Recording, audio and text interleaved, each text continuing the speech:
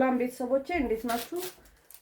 አንዳንድ እስቲ ለማትሪክ ተፈታኞች የምሰጠው ሐሳብ አለ ማለት ነው። ምንድነው የምሰጣችሁ ሐሳብ?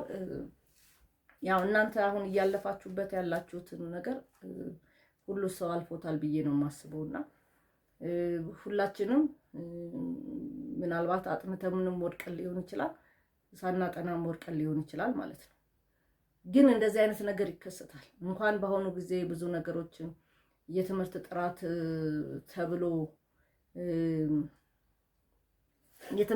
ተብሎ የተለያየ ምክንያት የሚቀርብበት ጊዜ አይደለም። በፊትም ቢሆን አሁን የኛ ዘመን በጣም ሩቅ ጊዜ ነው።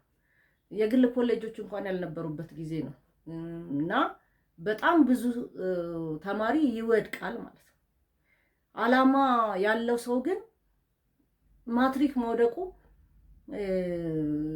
አላማውን ከማሳካት ወደ ኋላ ያደርገው ማለት ነው። መንገዱ ሊረዝም ይችላል ማለት ነው። እንደውም እናንተ ጊዜ ጥሩ ነው፣ ሪሜዲያል ነው ምናምን ይባላል አሉ። እኔ አሁን ቅርብ ጊዜ ነው የሰማሁት።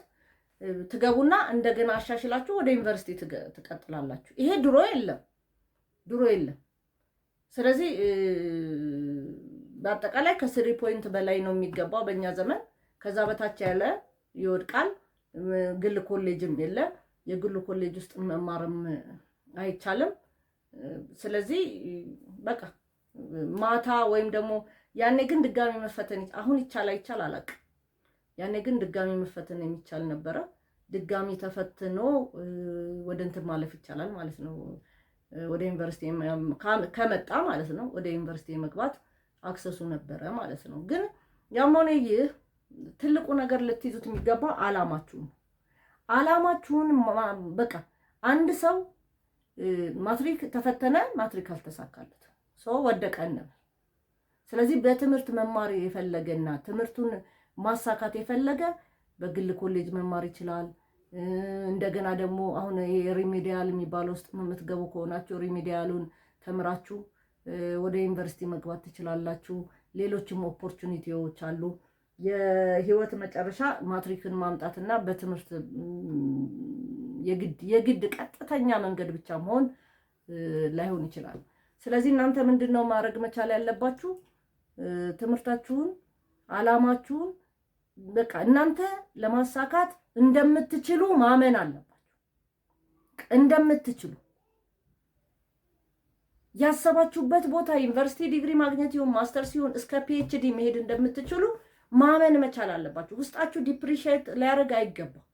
ይሄ ብዙ በእኛ ዘመን እንደውም ብዙ ጎበዝ ተማሪዎች ይወድቃሉ ማትሪክ። ከፍርሃት ይሁን ከአቀባቢ ይሁን ከምን ይሁን የምናውቀው ጉዳይ የለም ማለት ነው። በዛ ዘመን የድሮ ታሪክ ነው እንግዲህ የምነግራችሁ ማለት ነው። ስለዚህ አላማችሁን እንዳታሳኩ የሚያደርግ ምንም ነገር የለም። ስለዚህ በርትታችሁ እየወደቀ እየተነሳ አላማውን ለማሳካት ቤተሰቡንም ሳያስጨንቅ ራሱንም ሳያስጨንቅ ጥረት ማድረግ መቻል አለበት ማለት ነው። ስለዚህ ማሰብ መቻል አለባችሁ። ለራሳችሁ ለቤተሰባችሁ ማሰብ መቻል አለባችሁ።